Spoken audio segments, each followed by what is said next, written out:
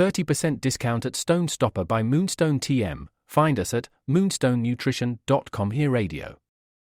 Stone Stopper by Moonstone TM is a doctor-developed, science-backed kidney health solution with 30 MEq of alkali citrate to prevent kidney stones.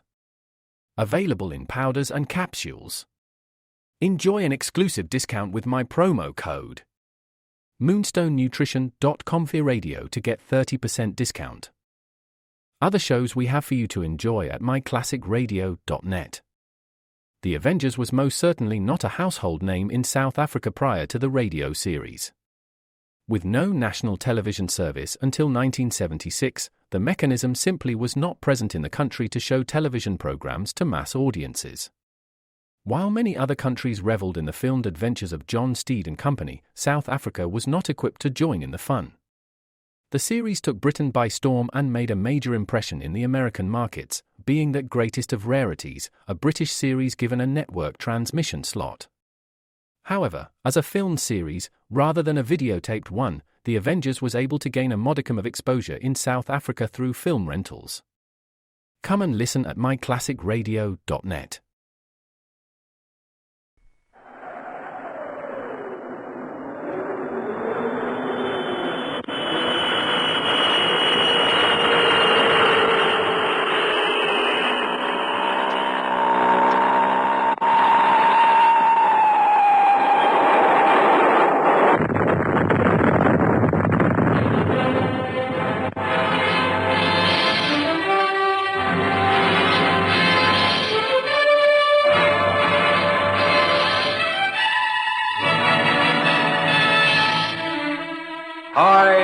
Adventure.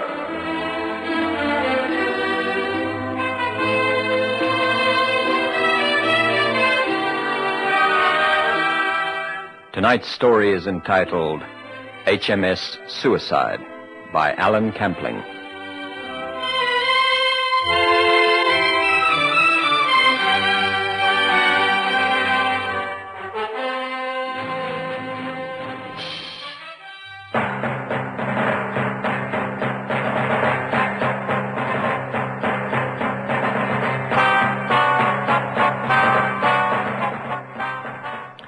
It was well into 1943 when I got my orders at Brooklyn Navy Yard to report at Scapa Flow, off the north coast of Scotland, to a vessel called S-54.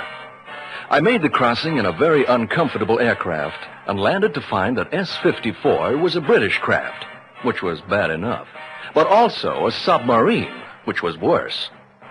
Still, Lieutenant Commander Dougie Haig and his boys eventually got over the shock of meeting an American. And by the time we were pulling into Gibraltar Harbor, everybody was relaxed and friendly. We were really buddies by that time. Or so I thought, anyway. All right, pilot. Left hand down. Save the juice. Take her in. Aye, sir. 3 degrees to port both edges off speed, sir. Say, Captain, I think your boatswain's pulling your leg. Gracious me, Yank, when are you going to learn to call him bosun like every other human being in this sub? You're a great one to talk about using the proper terms. What's this, left-hand down stuff, anyway? Well, I thought it would help a landlubber like you to feel more at home. We don't often have a soldier aboard, you know. Seamen traditionally think that's bad luck.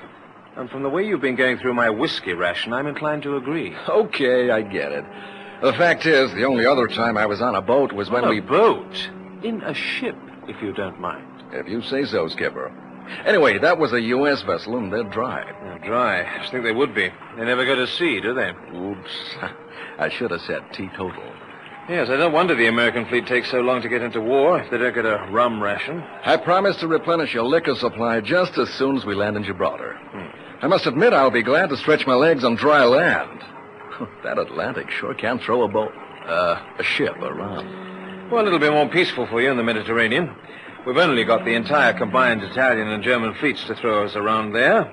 And if you don't count their air forces, which personally I do... Just my luck. I was hoping we could travel on the surface for a while after all that underwater stuff. You'll get used to that if your mission with us lasts much longer. whatever that mission may be. Now, don't let's start that again, Dougie. I keep telling you, I don't know my ultimate mission any more than you do. Right, and I keep telling you that as captain of this submarine, I ought to know your mission, whether you do or not. Well, there's the flag lieutenant of the Admiral's barge. I suppose I'll be wanted up at Government House. Maybe someone up there will know what this little trip's all about. And maybe I'll wish I'd never been told when I find out.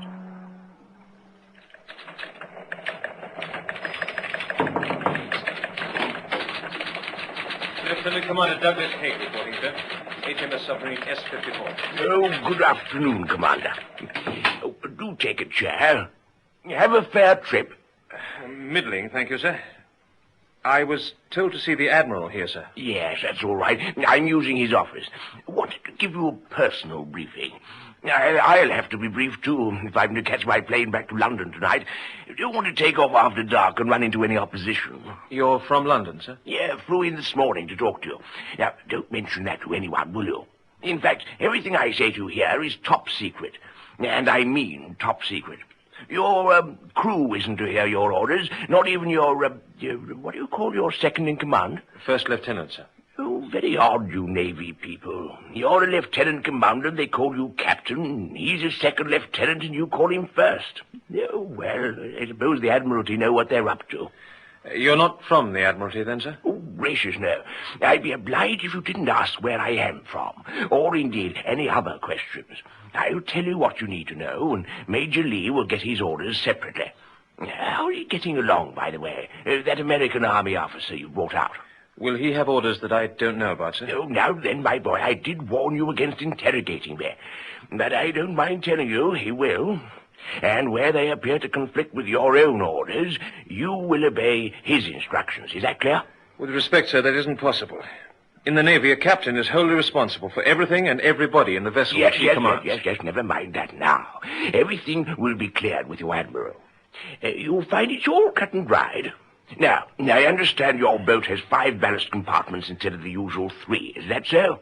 I beg your pardon, sir, but you'll appreciate I don't know you from Adam. It's more than my job's worth to discuss naval architecture. Yes, quite right. Forgive me. I'm afraid I can't tell you my name, but here's my authority. I wouldn't want you to think I was a spy or something. Leastwise, not an enemy spy, what? Does that letter satisfy you? Well, it certainly gives you carte blanche, sir. But I don't recognize the signature. I don't believe I've ever heard of an Admiral George. And while I don't want to appear to be uncooperative... That's not an admiral's signature, my boy. That's the king's. Oh, I see, sir. Yes, quite so. And you can rest assured that what I tell you in his name can override any routine matter of naval procedure. What? Well, I mean, it's his submarine, isn't it? And he's paying your salary, too, so perhaps you won't object if some of my instructions on his behalf were, well, all of them, as it may be, are a little, shall we say, unexpected.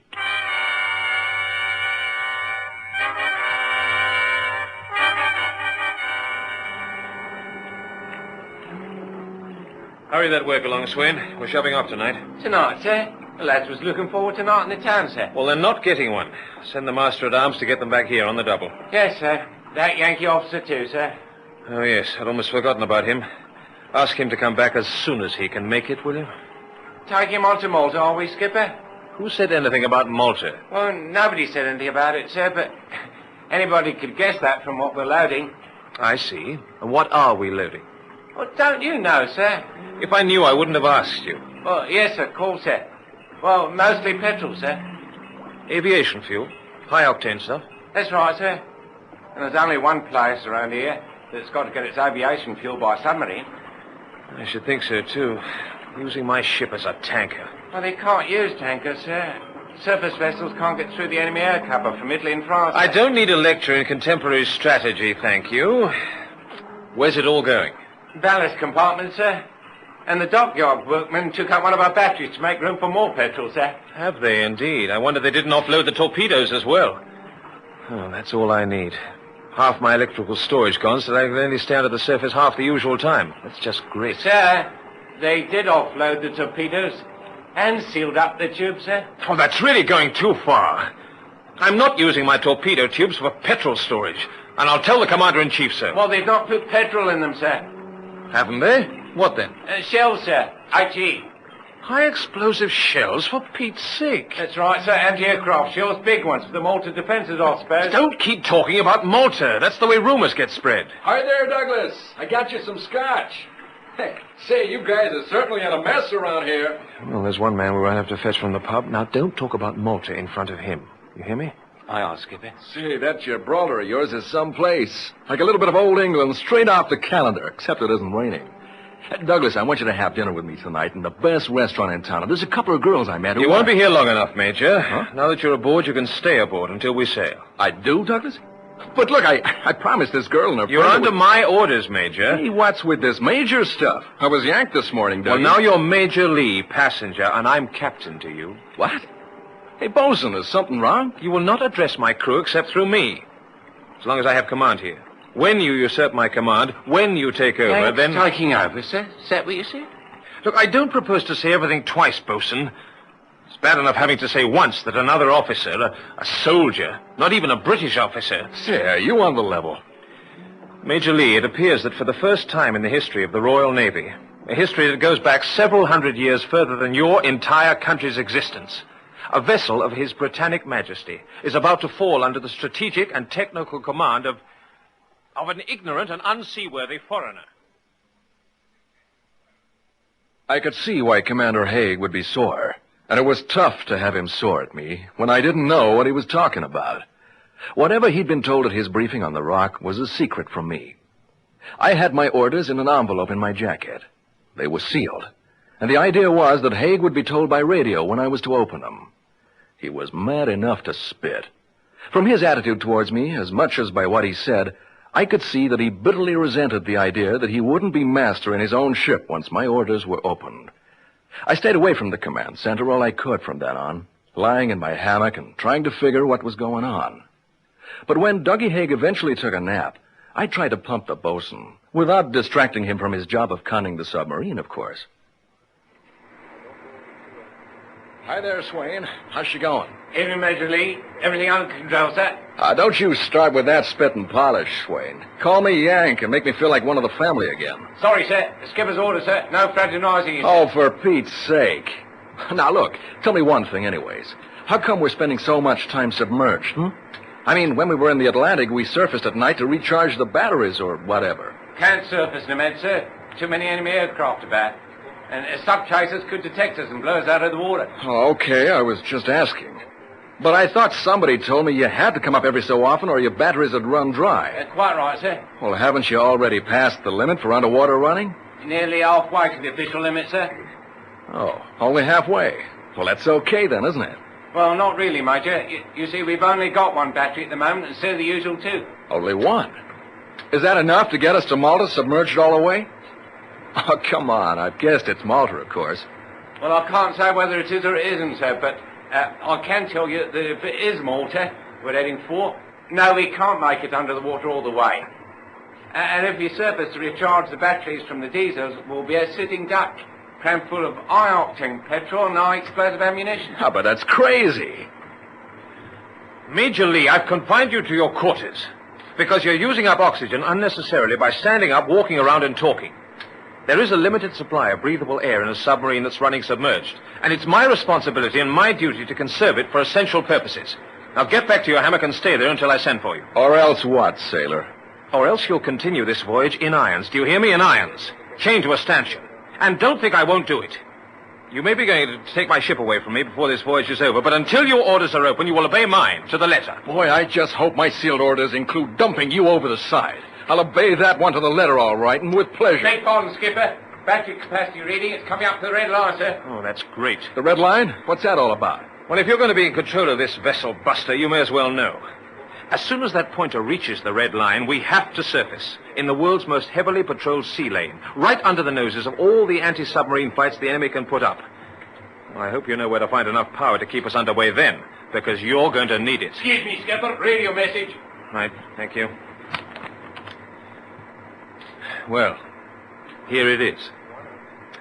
I am formally ordered to instruct Major Lee of the United States Army to open his sealed orders. and thereafter to accept any orders that he may give as to the disposition of my vessel and my crew. Well, she's all yours, Admiral Robert E. Lee.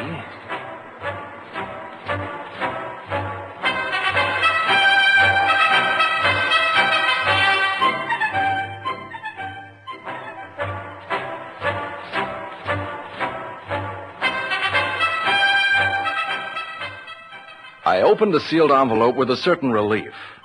Fortunately, the first paragraph was fairly straightforward, and more Commander Haig's business than my own.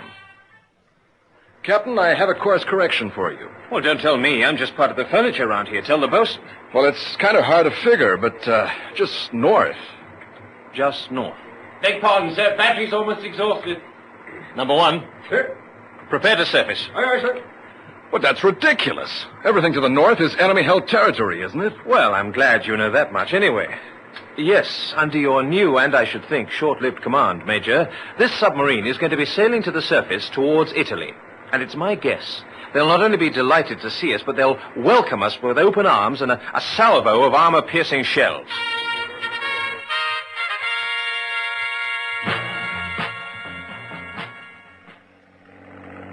This is Torpedo Boat 27 calling base urgent. There is a vessel ahead of me now. A small one due south and heading right after me. I will investigate. Over and out.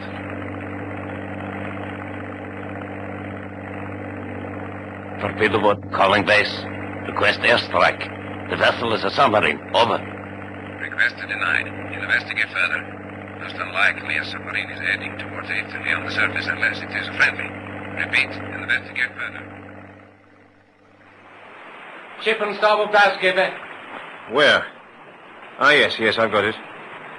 Oh, kicking up quite a bow wave, too, for a little one. All right, Admiral. I'd say you have a torpedo boat coming to pay a call. Do your orders cover that situation, too? They do, Captain. Train your Oerlikon, your 4-inch gun, and all other deck-mounted weapons to the stern. The stern? Are you off your head? The torpedo boat's on our bow. Those are the orders, Captain. Well, that's insane.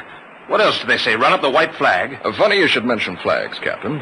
There's a further order here, and you're not gonna believe it, I can tell. And when you do, you're not gonna like it. Torpedo Boat 27 calling base. Confirming that vessel is a submarine. I'm close enough to fire. Request permission to attack. Over. Hard to believe your report, Tenente. Are you sure you're close enough? Over. Of course I'm sure. I could hit her with a rifle bullet. Wait. There is activity around the deck. Yes, they're training their deck armament. Permission to open fire. Urgent. Over. Confirm and amplify nature of the deck activity. Over. Hello, base. Hello, base. They've trained their guns aft. Repeat, aft. I'm off their bow. Repeat, bow. Instructions, please. Over. Understand the submarine is training its armaments away from you. I'm reporting for higher orders, Tenente. Report any other activity. Over. They're hoisting a flag. One moment. Yes, it's a white ensign. This is a British submarine. And wait. Hello, base. The white ensign is upside down. Repeat, upside down. Over. Upside down? Mamma mia, Tenente, do nothing hasty. The CNC will have to figure out this one himself. Keep them under observation. But whatever you do, not open a fire until we know what the devil is going on there.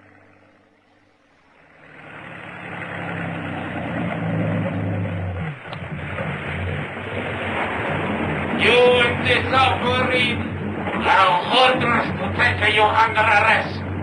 Do you understand me? You'll obey my orders or I will blow you under the sea. You hear what I'm saying? Well, Admiral Lee, it seems you're not giving orders here anymore. Now the Italian Navy's taken over. You didn't last long in command, did you? Or do your secret orders cover this situation, too? They sure do, Captain. Tenente! I am Major Robert E. Lee of the United States Army. Do you hear what I say? I hear you, Senor Major, but I do not understand. Who is commanding that submarine? Is it British? I do not understand. I have a message from my president to your Mussolini. A personal message. A message for your Gucci. Is that what you say, Major? That's right. I have taken possession of this British submarine. I have to deliver an urgent message. What are your orders? Momente, wait a momente. I will report what you say to my admiral and get his orders. Give it to and await my reply. If you attempt anything foolish, I will put a torpedo into you. Stand by for orders. My machine gunner has everyone on your bridge in his sights. Don't make one false move, or you are all dead men.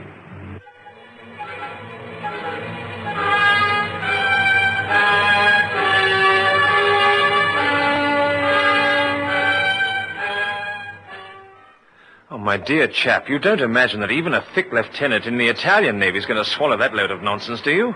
A message from President Roosevelt for Mussolini. It doesn't matter what he thinks, Captain. Neither he nor his admiral at the base is going to stick his neck out and decide it's nonsense, just in case it isn't.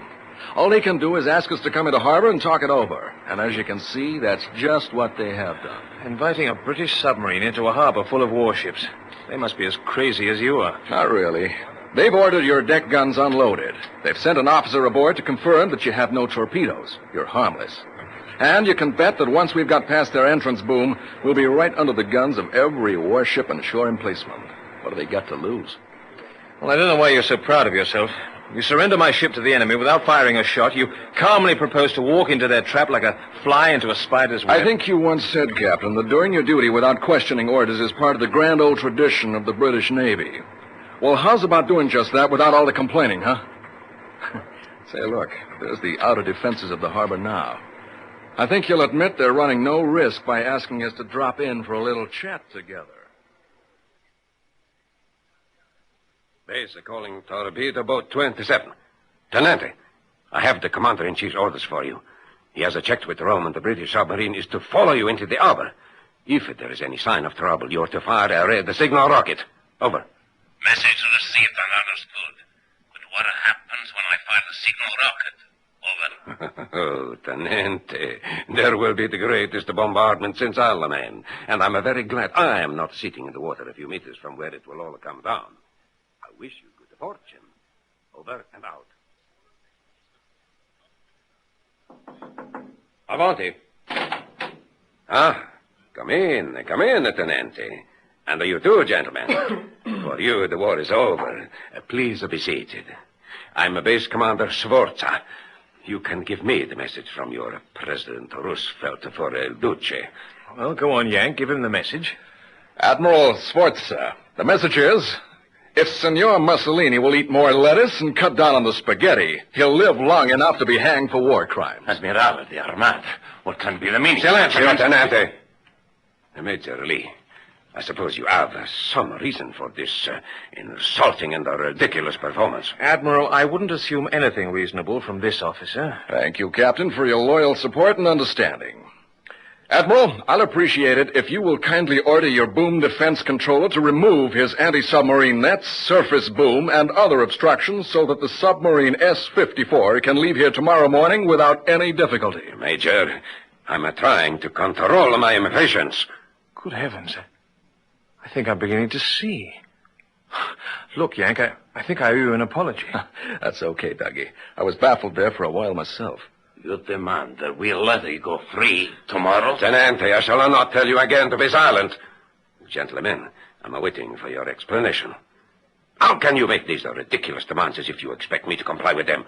You're caught in this harbor like a fly in a spider's web. Funny thing you should say that, Admiral. Sir, with all due respect, we're more like a tiger that you have by the tail. Explain this, please. That's quite simple, Admiral. That submarine is crammed full of high-octane aviation fuel and high explosives. You dare not fire on us. The explosion would damage every warship and every merchant ship within a mile and more, and wreck your harbor installations. Oh, no. That's perfectly true, Admiral. And if I were you, well, the first thing I'd do right now is order that helicopter to get right away from that sub and stay away. He could have an accident, crash under the sub and send it sky high, and your entire command with it. I do not believe what you say. If this is true, why then the explosion would destroy your vessel and wipe out your crew. It would destroy this room we are sitting in and you with it. And you, sir. Admiral, I believe you have no choice. My orders are to sail from here tomorrow, escorted by any vessel of your choice. You, sir, will be kind enough to sail in that vessel as a hostage. It'll remain within 10 meters of the submarine, and you'll give orders that we're not to be attacked. If we are, you go down with us. Or up, as the case may be. And if I refuse? You can't refuse, sir. You're sitting on a bomb of unimaginable force. Your fleet will remain in this harbor for 24 hours, because if even one vessel attempts to leave, my men will fire on it and sink it. It will not dare to fire back, because if it does, the explosion will destroy it and everything else in range. Well, cheer up, Admiral. It's no disgrace to bow to the inevitable. I'm afraid you've been defeated by the Major's new secret weapon, HMS Suicide.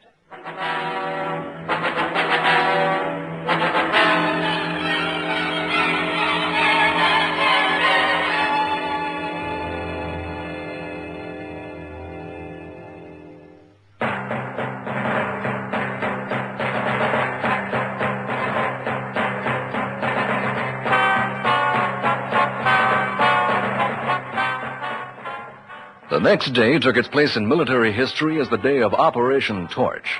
Under the Supreme Allied Commander, General Eisenhower, American, British, French, and other Allied troops landed in North Africa. It was the biggest and most bloodless mass landing that had ever taken place. It would have been a costly failure if the Italian and German navies had interfered. But all their Mediterranean ports had received an unexpected visitor the day before. A single British submarine under the command of an American Army officer with a cargo of certain doom that was also his free ticket out of there again.